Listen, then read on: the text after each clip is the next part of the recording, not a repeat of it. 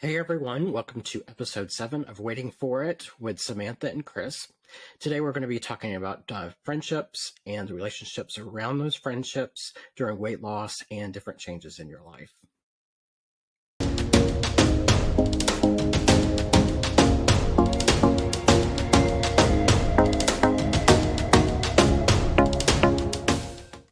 So on our last episode, we actually were talking about weight loss and spouses and how that whole dynamic of spouses, while one of them's losing weight, maybe one of them's not on their weight loss journey, how that dynamic can kind of change.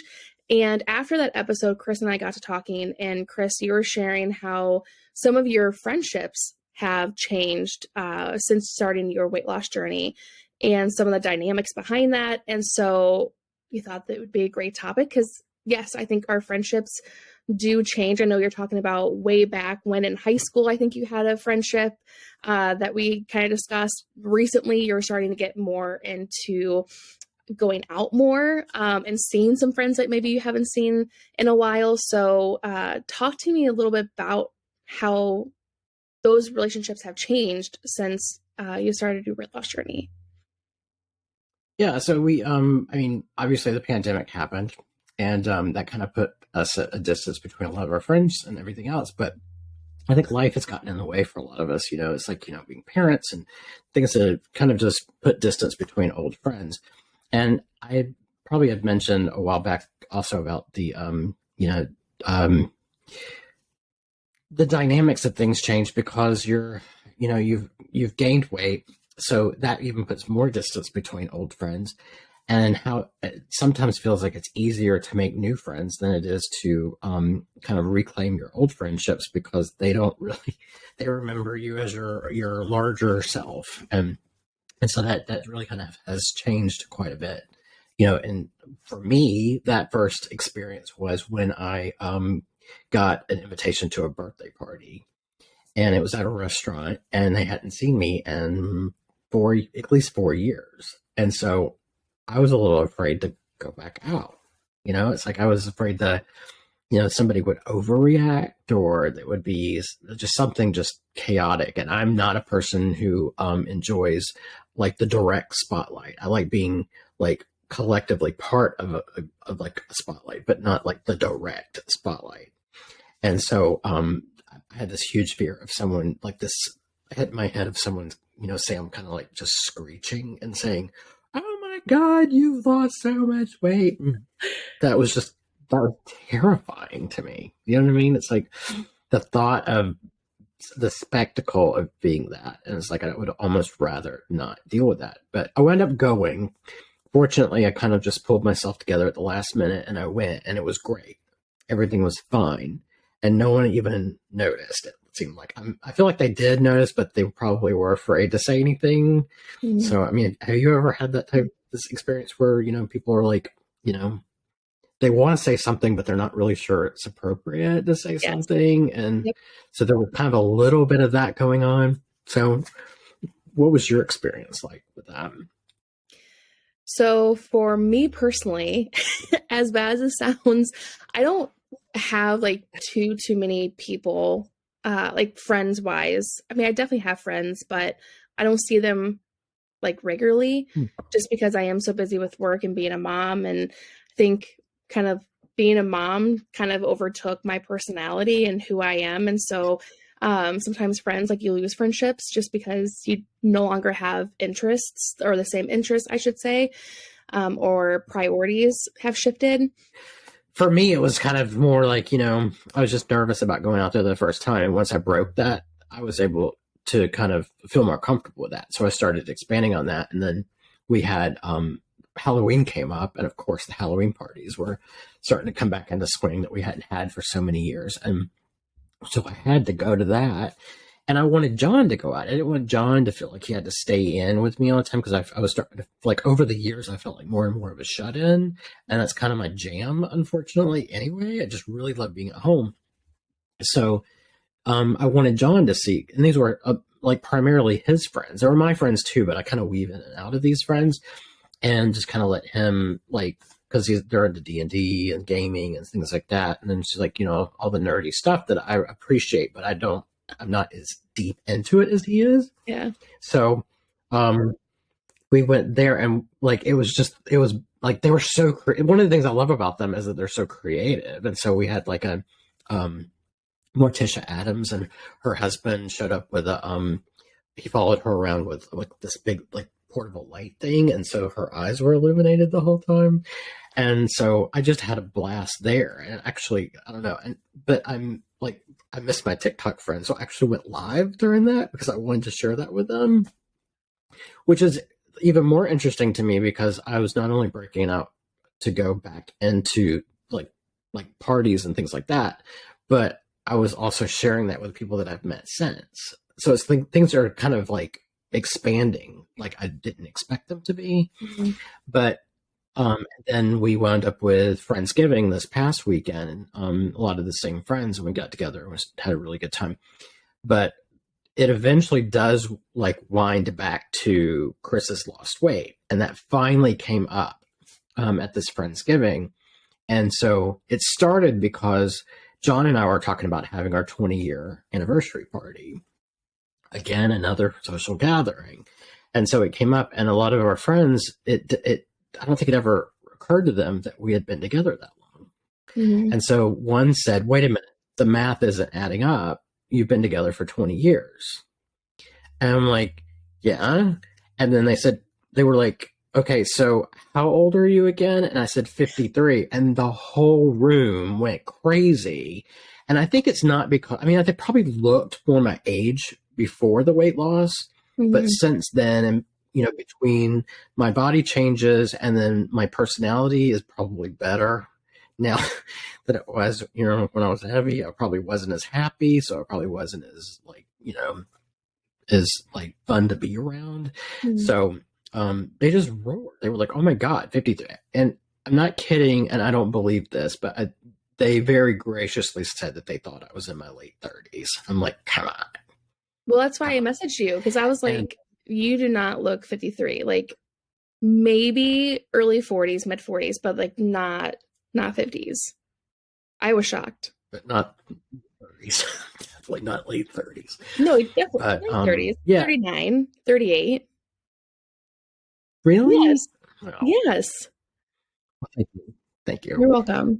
But that's where they were. And I think it's because John is like early 40s. And so they thought that we were closer in age. Right. And so, because John 40, he'll be 43.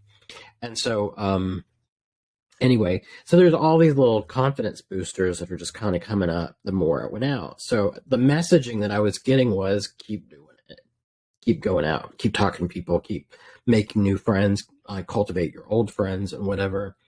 But then I started realizing that some of the friendships that I had weren't there anymore.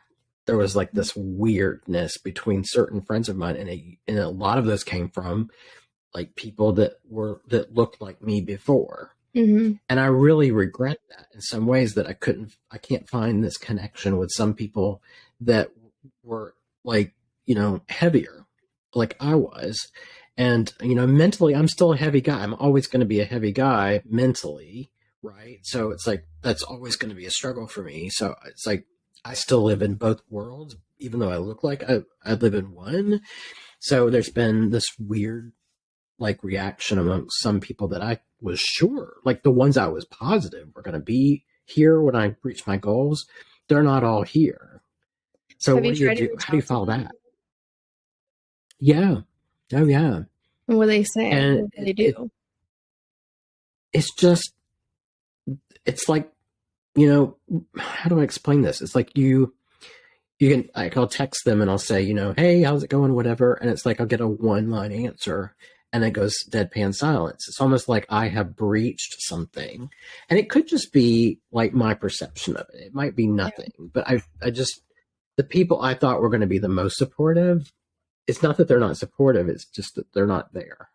Yeah. So I think there's a myth out there that all your friends will be there to celebrate your successes, and they won't.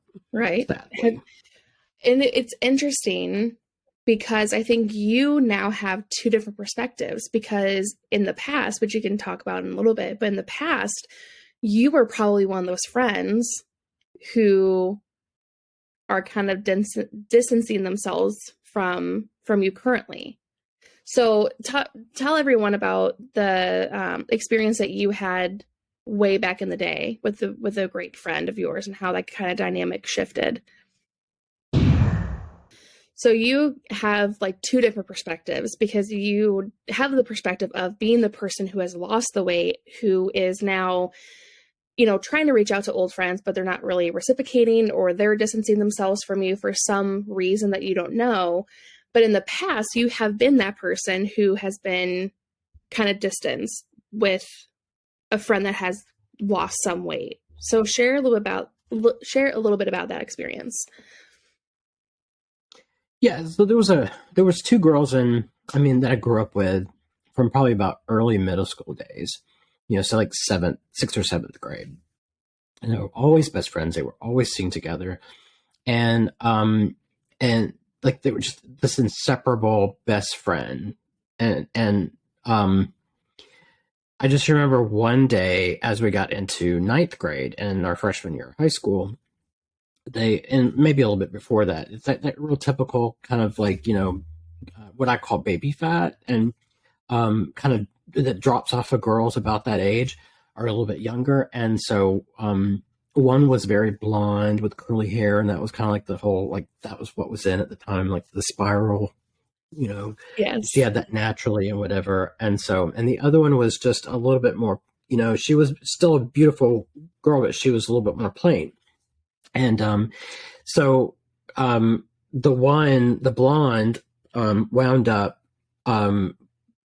really kind of pushing into crowds that were the more what we consider more popular crowds, which was never really kind of my clique at all. I didn't really like these people, the jocks and the cheerleaders and all this other stuff. And sorry, I know, Sam, you're a cheerleader, but I know you're not offending me by any means.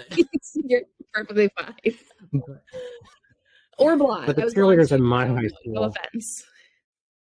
Were you blonde too? Okay. And I no offense to blonde people. This has nothing to do. I'm not going down this road of like the dynamics of like of a particular type of person.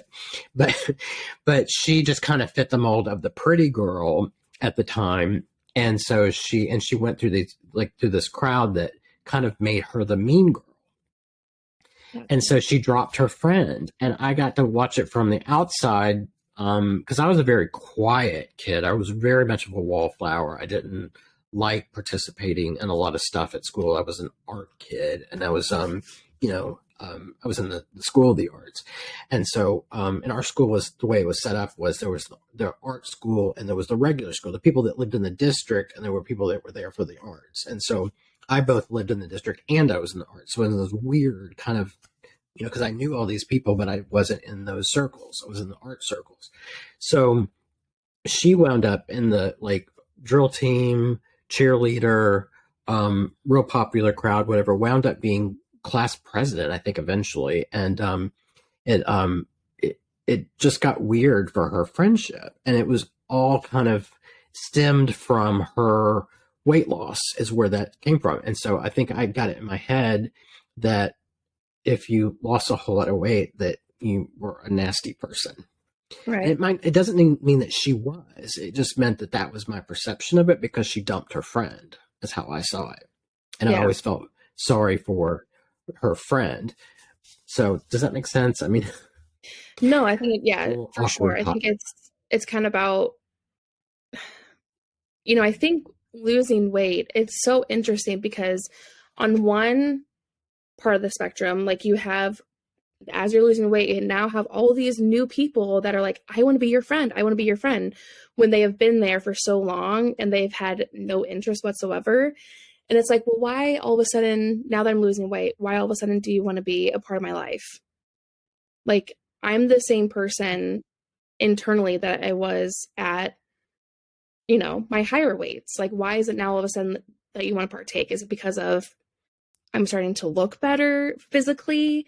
Am I starting to present myself better? What is it? And then on the other spectrum, you have the friends that have been with you for so long, that know you, that probably know, your deepest, your deepest, darkest secrets. And now that you are molding into someone new, they're like, wait a minute, who is this person? I'm uncomfortable Yeah. maybe because this is a new person that I have no idea who it is, or they're acting differently. This is not the Samantha or Chris that I know. And so it's kind of interesting to see those worlds separate, but then they all kind of come together in a sense. But it'd be interesting to know, like, if you do reach out to those friends that have distanced themselves from you, to like call them and be like, hey, like, I just want to see like what's going on, or I want to check in on you, and kind of, I think Yeah. sometimes people need that reassurance from that person who maybe, and also too, it might be a little bit of envy in a sense, because it's like, oh, Samantha or Chris is finally doing what they've been saying that they have wanted to do for so long, and I'm still back at square one. I still haven't made a step or decision. So it's kind of like maybe it's a little bit of someone being envy of, you were able to take that first step and I can't do that mentally yet. So Yeah. I mean, I think that people have a difficulty. Let's go back to like what we've seen over the last, 5, 6 months is that an awful lot of people comparing themselves to other people, right? yeah. So I think this is the same thing. If people are, on their second week of Manjaro, for example, and they're not losing any weight, which they're not supposed to, by the way, if they're seeing that other people are, they're like, oh my God, what am I doing wrong? What's wrong with me? And it's that, Right. I think it's the same It's the thing same that we thing. did in high school. It's like, what Mhm. is wrong with me? But they're comparing themselves to other people and other, like, the results may vary kind of Right. situation. You know what I mean? Yeah. I mean, they So, say that you're hanging out with newer people. So it's like, oh, is that person replacing me? But it's like, no, I'm not. Like, we're not replacing anyone. And so again, I think it's right. maybe some of that reassurance that, hey, I'm still here. I'm still Sam. I'm still Chris. Yes, there's parts of us that are shining out a little bit more than, because I think, like you said, we kind of hide ourselves when and I think what I was getting from what you were kind of talking about, especially during the pandemic and being like a homebody, I think we tend to be more of a homebody because we're kind of embarrassed to go out in public because we know how big we Yeah. are. Or it's just that we're very conscious of ourselves and our bodies. And so now that we're feeling good about ourselves, we're wanting to go out more. And so for some of those people who have been there when we've all wanted to be like a homebody, maybe they're kind of uncomfortable with like doing new things or seeing you do new things and interacting with new people. Um, so that could be it too. Yeah. I think we're all just traumatized by the stigma of what we think is acceptable. And I don't Yeah. think that, we can escape that even after we transform. Because I see like myself as a complete transformation, even though internally I'm the same person, I have the Mhm. same struggles, and I'm always going to have the same struggles. But we've all been traumatized by like what we think is acceptable. So we get out and we find out ourselves in this new body, and we've met our goals for the most part, and we're getting more attention because that's what we think society wants us to be, and so we're naturally going to have more um more confidence, I guess, to do some things that we didn't do before. Now I'm doing some things right now that I'm like, can't, I would never have seen myself doing, Yeah. like some of the stuff I mentioned and some of the things I post on TikTok these days. I'm like, what the hell, I wouldn't have The thought about, thirst traps that you've been posting on TikTok, Chris, let's be more specific. If you haven't seen them, you need to go watch them if you're listening to this or watching this. Because I'm like, holy crap, who oh. is this Chris and where has he been? He's always been there. It's like I just have never felt. I mean, who would want to see that? 5 months ago. I mean, Yep. some people would like really argue with me about that. That's not true even 5 months ago. But it's like, I don't know. There's a confidence that comes with reaching your goal, weight loss or otherwise. 100%. Yeah, like if you were to tell me when I started this account that I was going to show my body how I do, I would have been like, there's no fucking way. There's no way. Oh, sorry for the language. There's no way, though. This might have to be you might have to have that little E next to this episode. But there's no way that I would be like, no, I'm not doing it. Like, what are you talking about? And now that we're posting more stuff like that, because I think it's kind of freeing in Yeah. one way. Like, it's like, finally I can like kind of be myself more and show people that it's okay to be yourselves more and have fun, be goofy, be sensual, whatever it is. Because we're all humans in the end. We're all humans. We all have feelings. We all have desires and all that kind of stuff. And it's just, it's different now that we feel more confident in It's our bodies. empowering. Yeah, it's super empowering. That's the word. Yes. Very, very empowering. Because I think for a lot of us, we've hidden so many different parts of ourselves, and just to be like, oh, I don't have to hide anymore. It's a great feeling to have. Well, and you feel like people want to see you, a little more. And that sounds awful. And it's not 100% true, but there's the confidence that you get from that and the empowerment that you get from that is that maybe people do want to see me. Do you know what I mean? And I play it off as a joke a lot. A lot of these, what you call thirst traps, which I absolutely adore. I kind of push those off as jokes a lot because I feel like I'm doing this because it's funny to do it, but people aren't taking it like that.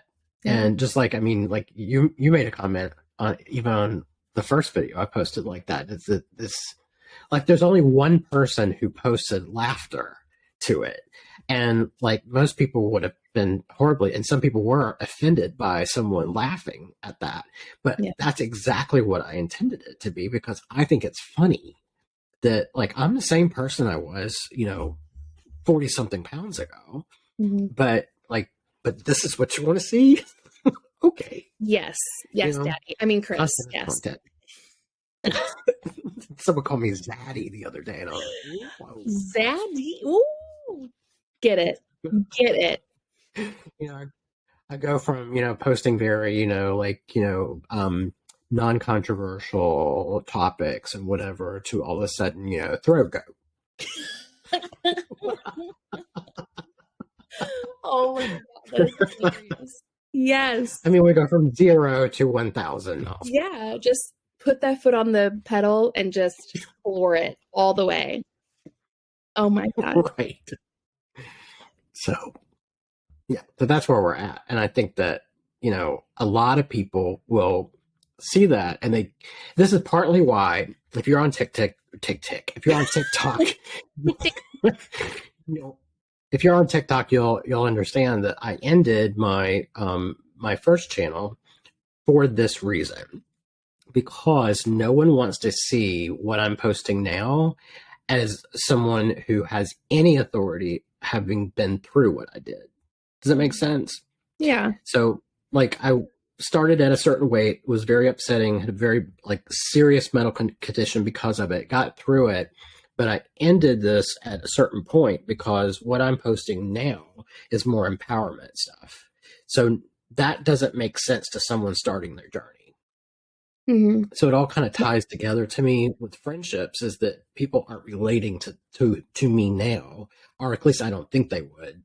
And I wouldn't expect them to look at someone that's 162 pounds and have any understanding for what they were going through. Right. Yeah. Liking and subscribing to our content really helps us get the message out to people who truly need it.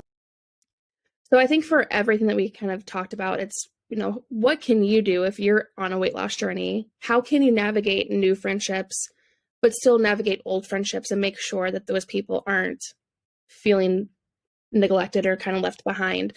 And I think it's for the new friendship is, yes, like we need to show them where we are at currently, but it's also not hiding the old parts of us, the great parts, the parts of us that, maybe laugh a little bit more or a little bit more goofy behind the scenes, whatever it is. I think it's kind of bringing the new friendships in while showing them, hey, this is like, I know you're meeting me here at 0.5, but let me bring you up a little bit to speed of like who I really am and some little things that really nobody knows about me except for my old friendships.